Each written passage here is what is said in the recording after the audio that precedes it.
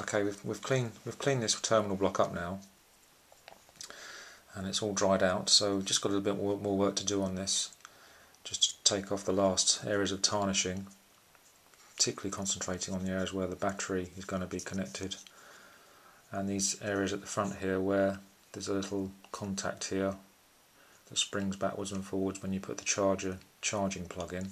So just concentrating on those, and of course another important is the inside the charging hole. I tend to roll up a little piece of wet and dry paper to clean inside there. I think some people will use a Dremel, which I do have one of those, but I just find it, because it's quite tricky, intricate work, I just prefer to use a small piece of wet and dry paper, going through the grades, holding it with a pair of tweezers. Just work slowly and carefully away to make sure I don't break anything.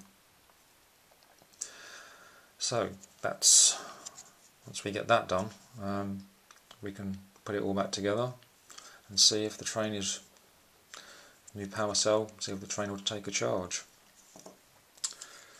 Just one more word about motors. I think, as I saw in a previous video, this one actually still works. Now, I think you'll be fairly unlucky to find one where the motor doesn't work. And I know this is the second one I've opened up. This one here I opened up a few months ago, and this motor also works. And this one was actually covered in a sort of white residue of corrosion, but it works fine. And the other three I've got running, the motors are fine. Most of the problems tend to be with sort of contacts and keeping contacts clean, which is why all the battery failing. Motors seem fairly robust. They're made in Japan by a company called Mabuchi. So, you know, if you open one of these up and find the motor isn't working, I think from my experience, you'd be pretty unlucky. So your options would be to maybe just try and hunt down another train, or you can have a go at opening up the motor to fix it yourself. I mean, I've actually worked on a few of the Sizzler's car motors, which are a lot smaller than this. I've never opened one of these up because I've never had to. And I presume the principle is the same. I mean, there's some metal tabs here which I presume you would just pull back, and then this block here with the brushes would come apart. My guess would be that if the motor didn't work, it would just be some corrosion got into the brushes, and you just need to clean this, basically clean the brushes.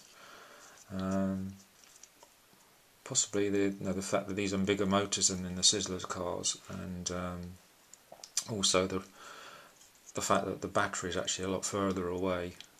I think they tend to survive a lot more. I mean, I used to drop my trains around my original Hotline train quite a lot. I mean, I think they're pretty robust.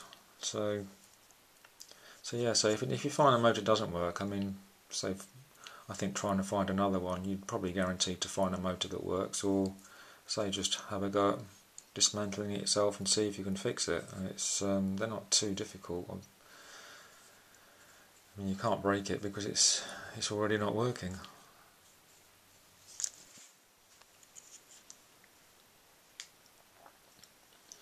Okay, so I've been working away small pieces of wet and dry paper of various grades, and I'm now satisfied I've done enough cleaning on this block now to put it back together with the rest of the train. So I'll reassemble this one. Just for completeness, I'll show you how to put the other one back together. This one is relatively easy. Just a reminder that, cleaning all this with the wet and dry paper, also not forgetting to clean these contacts on the bottom, as they are very important.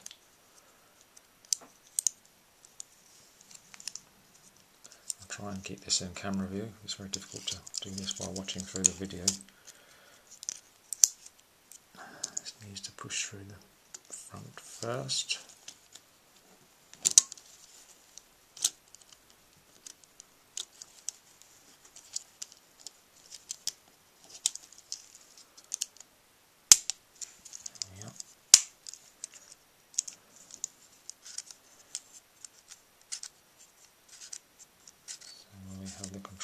now. That was the easy one. Right, we'll put the other one back together, which is the one with the hairspring, if you remember. This one is a little bit more tricky.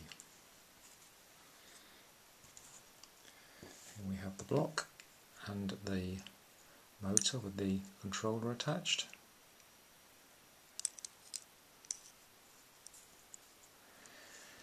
Now, the bit I don't like.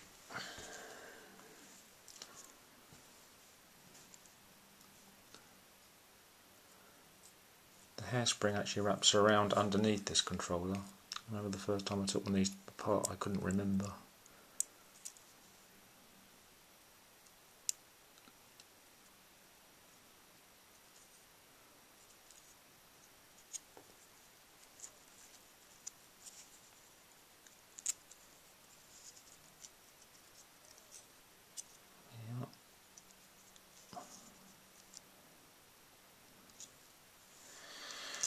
Right, this is where I usually make a right mess of this. It has to go in a sequence of the reverse of how we took it out, so we have to put the front piece in first. It's the motor part that I always get in a bit of a mess with.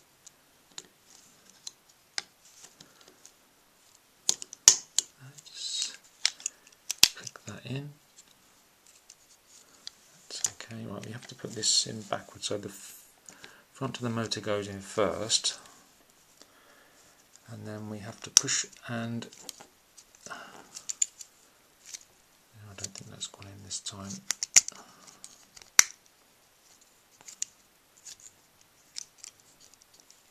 That's it. You have to just make sure when you look at this one that the motor is sort of angled downwards. If it's not, it's not incorrectly, because then it won't engage with the wheels at the back. Anyway, that was the difficult one. We'll put the wheels back on while the wheels are the same. Here's a screwdriver.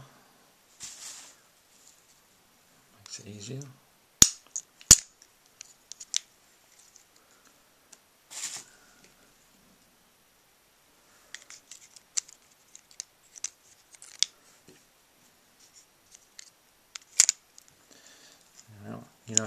You know you've got it the wrong way round because it won't go in. That's the wheels on that one, and this is the one we're more interested in. Exactly the same.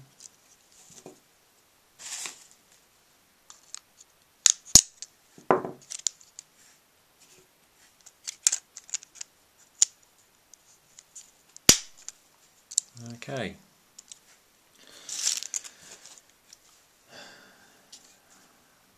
I'm now going to put a new power cell into this train. Again, the only supplier of these on the internet I can find is our friend again at the Sizzler shop on eBay. I got 5 of these. These are the new IMH 650 mAh. Basically, it's a more powerful and more modern version of what came out, which was an iCAD power cell.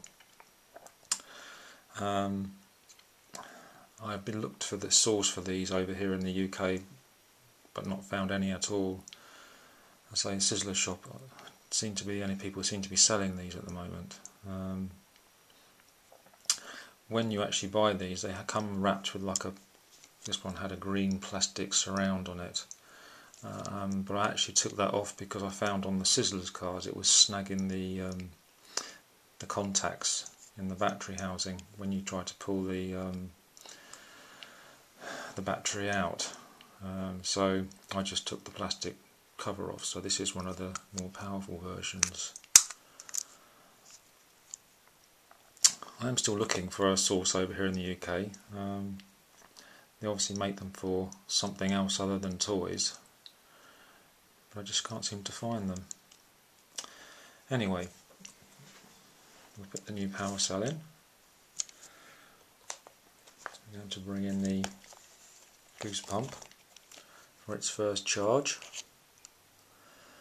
Now when you're pushing this socket in with the cover off, or the body shell off, just make sure you don't push it in too far, because I did that once and I short circuited it and a lot of smoke started to appear.